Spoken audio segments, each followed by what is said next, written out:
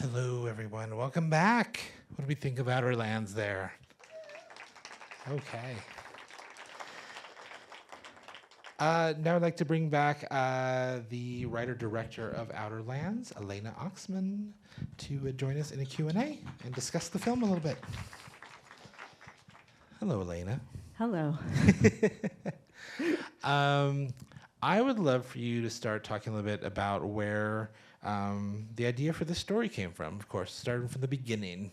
How did OUTERLANDS come to you? Sure. Okay, this is something Asia does when Asia comes to Q&A before we answer a question, and especially when we cut the credits right like that and the film has just ended. Asia says, "Can we all take a breath together?" Yeah, let's do So that. it's for my benefit. Can we take a breath together?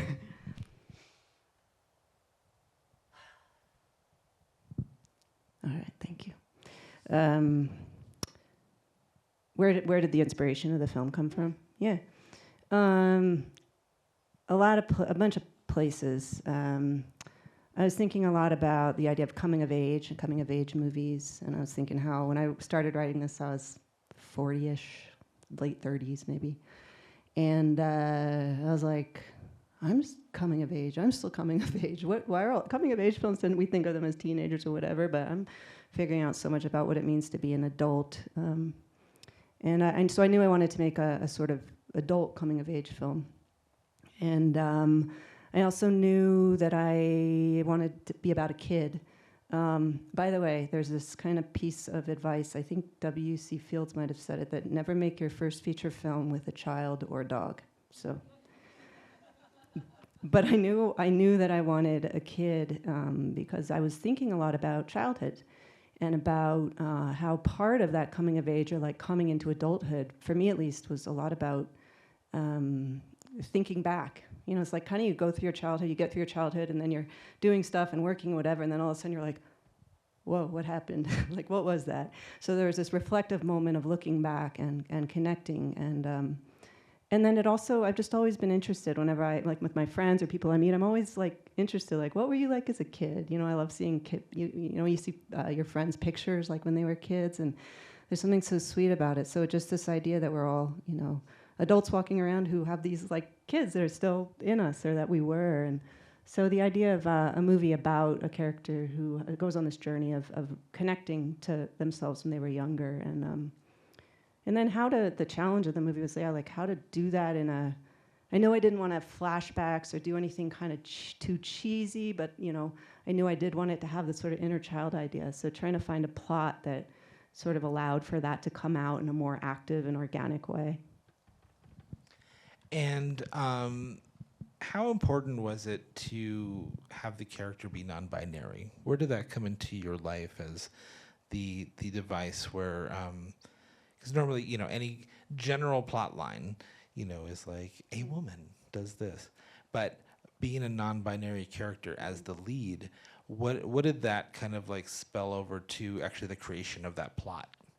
To keep that Yeah, so I made a short film in 2014 called Lit that was kind of the basis of this, where it was like a sketch, and that starred an actor called D-Lo. I don't know if anyone knows D-Lo. They have done some other stuff since, but they were non-binary, and in both Lit and OUTERLANDS, it wasn't like, oh, I want to make a movie about a non-binary character. It kind of came organically out of just who that kind of character was. I knew, as I was writing both scripts, it's this sort of mask of center character.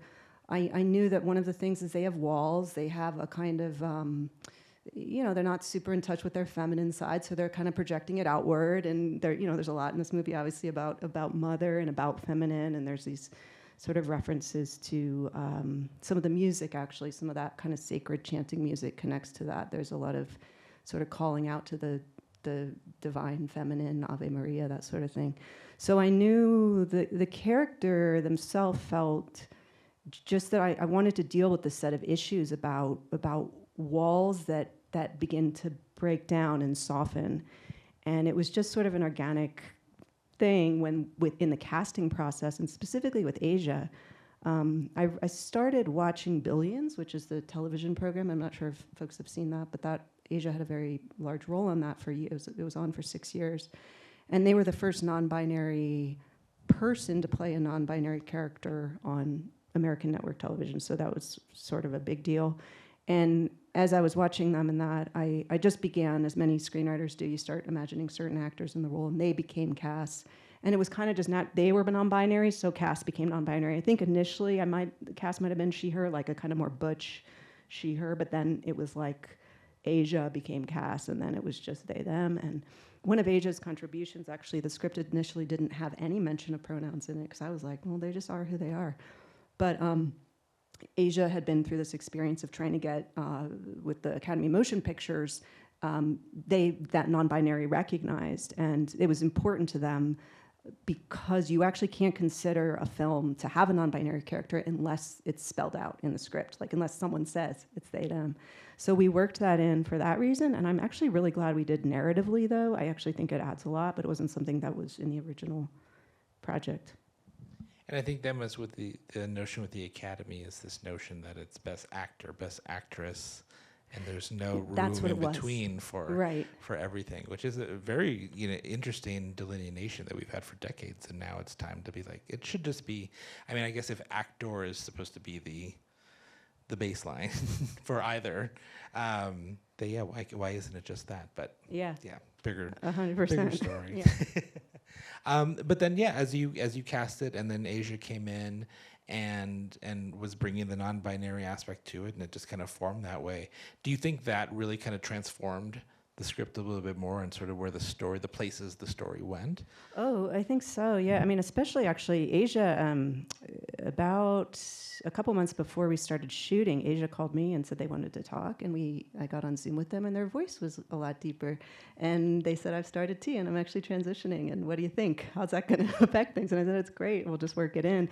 And so there's actually, I don't know if folks notice this, but there's little things in the script, like in their medicine cabinet, we actually see a little vial of tea and a syringe, and little things like that. We just talked about the cast was, and there's a reference to medical bills, so I changed that part of the script. They initially had overdrafted their account due to, I think, been trying to go to take college classes, and we changed it to city medical, and sort of just this idea that they were on that journey. And we see a little bit of that on their face, and so it came in, but again, there was never this real explicit intent, like drawing a lot of attention to the queerness. I really wanted to make a movie where it's like very queer. There's no question this is a queer movie, but it's not sort of about that journey, about being queer. They just happen to be, it could have happened to anyone. And it's about, I talked about this during opening night, where it's more important to have our queer actors and queer characters, but the real thing right now is the situations that they get put into. So that it isn't about the queerness, that non-binary, et cetera, in this film. It is about, regardless of that, what happens when you're left with a child that isn't yours, and having to decide what is going on, what that does, especially when, as you mentioned, this is a lot about trying to be an adult, but still being stuck in that coming of age. Yeah, absolutely. And just to say too, this whole idea of like the queer film that's not about being queer, I think it's only now that we're ready for that. Like we had to have, there was some, all those narratives that are about coming out, about discrimination, about transitioning, about all these things that are, and those are still really valuable. But it's like, I do feel we are ready now to have these kind of movies where it's, like you said, about the situation. But the visibility continues to be really important.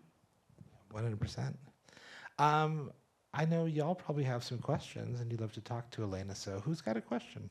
Or comment. It doesn't have to be a question. Anything. Yeah, it can be. You could just say anything. Oh, I got a hand over here.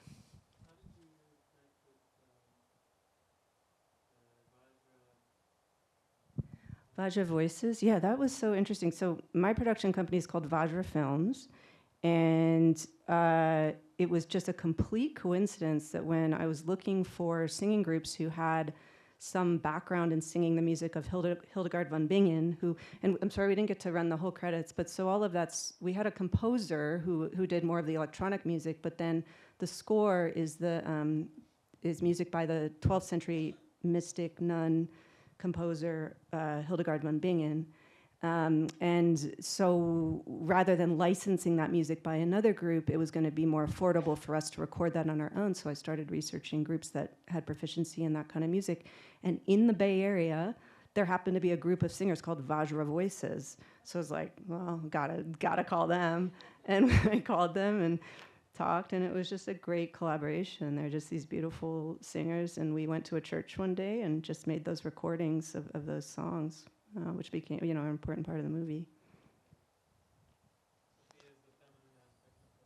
Mm.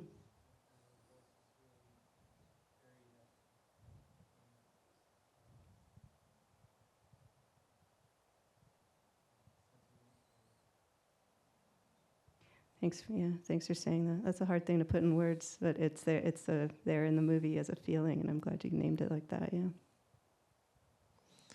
See a hand here in the orange.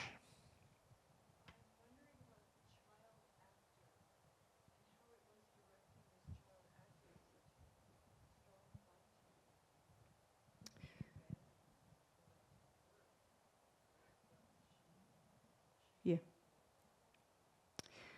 I was convinced when we set out to cast that child that we could not find an actor, like that it would not be good to work with an actor, that role called for finding someone who was a non-actor who would bring just a kind of naturalism, not technique.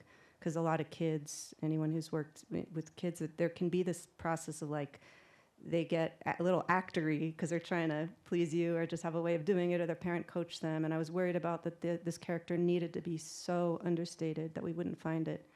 And my casting director said, well, just try first to do a search. So we did a nationwide kind of audition process, and there were about 40 girls who came in, and they were all the way that most of them, and it's hard. It's really hard to do this kind of like understated script. So they were kind of acting it. And then Ridley came in, and she had this, we were just all getting goosebumps because she had this startling maturity and ability to just read the lines with so much authenticity. And yet also she had craft. And that was very interesting about working with her, is that another thing about kids, a lot of kids will have craft, but they'll like lock in a performance. So you're working with them on set and they keep doing this, you adjust, but they keep doing the same.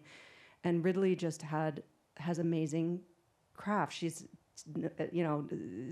studied, she knows how to receive direction and sort of change. So it was like working with an adult in one sense, in the work sense of the material, in the sense of the mature content and all that.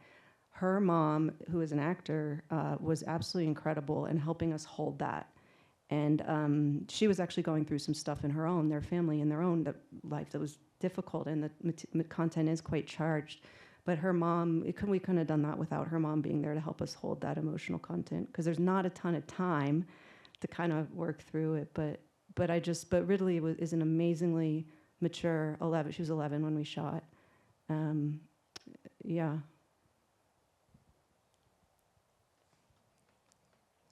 Way in the back corner. I was struck by the cinematography, not just the exteriors, but the interiors, and sometimes the very personal way it was filmed. Is that someone you work with all the time? The art director or the production designer? Cinematography. Oh, the DP. Yeah, Lucy. No, that was our first collaboration, but we had a very, very intense and deep collaboration with a lot of preparation. We shot listed every scene, and it was one of these things where we had a very tight shooting period. We had like 36 locations for this movie, which is not a good idea. I don't advise it. My next script, I'm writing fewer locations because you're racing around. But to make up for that, she and I did a ton of prep, and really we're talking about, where's the camera going to go? That said, we had a lot of days where we'd get there and things were completely on the fly. Like one of the key scenes where Cass receives the call from Kalli asking if they'll look after her child, which is a pretty important scene to the movie. We ran out of time. That was our last day filming in that location. We had 15 minutes to do that. And I don't know if people noticed, but there's not a lot of handheld in the movie. That scene was handheld because we did not even have time to get out the sticks and to set up, everything.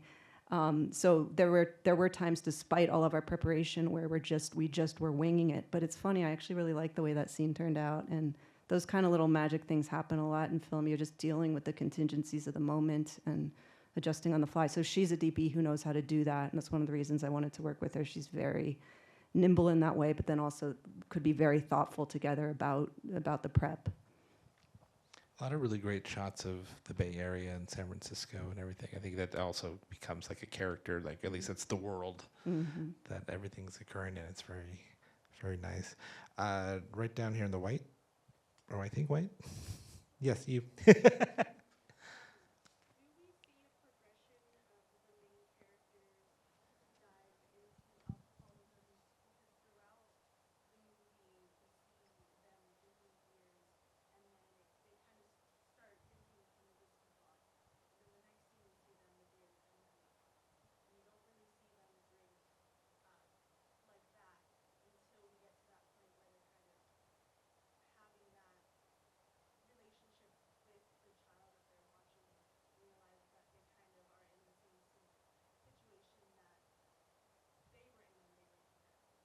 Mm-hmm. Yeah. So the question is something about the alcohol and how it's presented, the progression of it.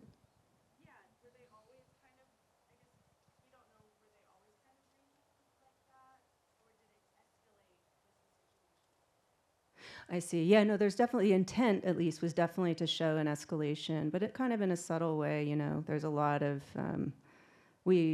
speaking of the production designer of setting up, you know, who's in charge of what this room looks like, where we had these sheets of like, okay, so they've been, you know, the room is at a 5 level of bottles, and then it quickly gets cleaned up to a 1 the next day, and now it's back at a 4 or 3, whatever. We had this code for it. To me, that's a kind of this way of kind of like binging and then kind of like stopping for a bit, and then it sort of scales up. And yeah, I think when the kid comes, there's this effort to really clean up, and then that slowly begins to deteriorate. And then, you know, the kid comes back, and then they're cleaning up again, and then they sort of go on the like bender that is toward the end of the film. So yeah, there definitely was an intent to show that those fluctuations, and there was an intent not to do, like, I definitely didn't want to go into the addiction tropes of just sort of like the really big bottom and then go to the rehab and whatever, like stuff like that, but just to kind of show it in a way that to me at least felt a little more natural and organic and to how it feels. Did it work for you, or was that hard to track with the drinking?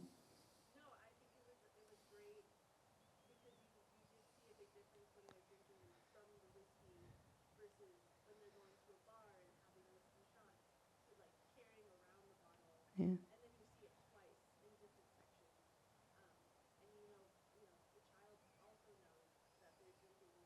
Yeah. Yeah, yeah.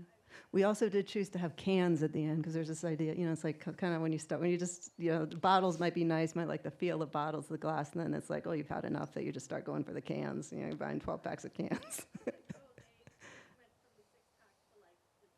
Exactly, yeah. Got a hand over here on the side in black.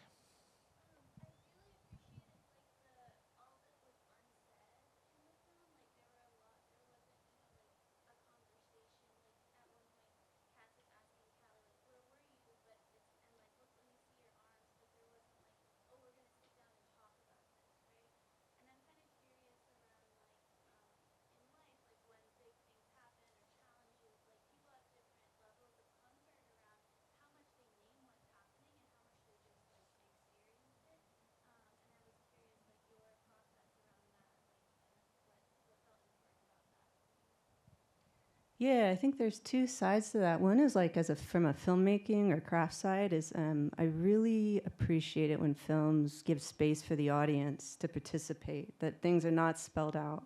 Because I think we're all smarter than a lot of films, you know, more mainstream films kind of think we are sometimes. And you know, you all know that feeling. You're just like, they're just like saying the thing that you like doesn't need to be said. So that is just kind of innate to what I like in films and how I make films, you know, with that sort of a lot of space for audience to be participating and part of it. And then in terms of the cast and that character, I mean, I definitely think of them as someone who's not going to spell, like they are an avoidant person. They're not going to go all into trying to, and Kalli too. I mean, Kalli, there's an implication that she's an addict of some sort, and it's like people.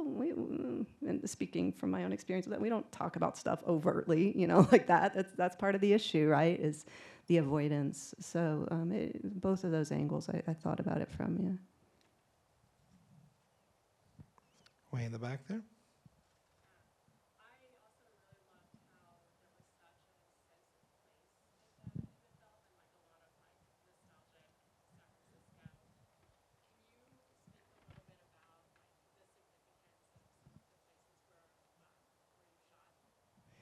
Yeah, sure. So the film, is called OUTERLANDS, and that is. Have you lived there in the Bay Area? You sound familiar. Okay, where did you live? Okay. So the western part of the city, you probably know the Outer Richmond and Sunset. It used to be called the Outerlands, and it was this sort of less, people kind of populated downtown, but then people, and this is in the 19th century, started moving out toward the Pacific, and it was all sand dunes, and then gradually it got built up, but it remains a kind of less built up, less new part of the city, and especially with San Francisco now, this sort of tech capital, it really has this feel. I always think of it as like the analog soul of San Francisco is the Outerlands, and that was a really big part. When you're talking about where did the movie come from, a huge part of it was place, and just wanting to. I'm a transplant there. I'm from the East Coast originally, but I was so impacted by the city and the feel of it, and this sort of faded, slowly, like these layers of the city that you feel could disappear any day, especially now. I just read an article in the Times yesterday about all the new AI startups that are starting downtown, and I actually thought of, Emil, I wrote that line, Emil saying something like, I don't want to hear someone talking about how their app's going to change the world. I probably wrote that in like 2019 or something when I was writing this. But it's like, it's the same thing now. And I'm not super black and white against AI or anything, but there's a certain kind of sensibility, right, of people who've been there. And I just like roll eyes a little bit about that side. So it really wanted to be an homage to that older San Francisco. Yeah.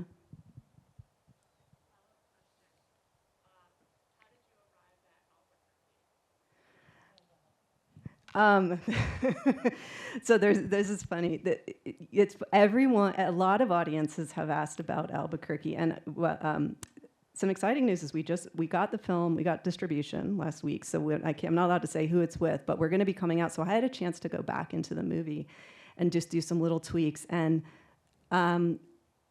I think why a lot of people feel like, oh, that's kind of random, like why Albuquerque or whatever. And so in the final version, I ended up taking out the name Albuquerque. The idea is they're moving somewhere, because that has confused so many people. But I'm so glad that the question is asked in this audience, because some of my dear friends from a program that I spent a lot of time in Albuquerque doing a meditation program and really connected to that city. And it was like in my mind that, okay, Cass is going to move somewhere like that. And I also knew at the end of the movie I wanted to have this element of like earth and that mesa. And, I knew I wanted them to be saying, you're not alone, you're with me. And not just talking to themselves, but relating to an environment that was holding them. And I knew it was going to be Red Rocks.